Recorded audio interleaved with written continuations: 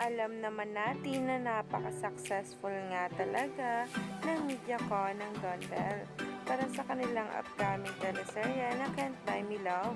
Pero agaw-tensyon nga ang interview ni Sir MJ sa Don Bell kung saan ay may nakita nga sila na para bang may tinanong nga sila tungkol sa marriage. Umani nga agad ito ng samot-saring komento. Ito nga guys ang tinutukoy na litrato kung saan ay parang may pag-interview pa ni Sir MJ sa Don Bell na napaka-clingy nga sa isa't isa.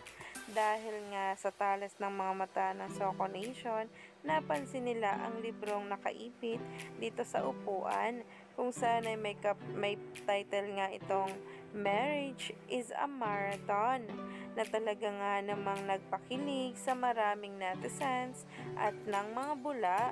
Sabi pa nga sa naging caption, "How do you guys see yourselves in 10 years? Like my parents po? Ini, haha. Bakit naman may pa-marriage is a marathon dyan, Sir MJ?" Na talaga nga namang ang mga espekulasyon ngayon sa social media ay umiikot na at pinag-uusapan.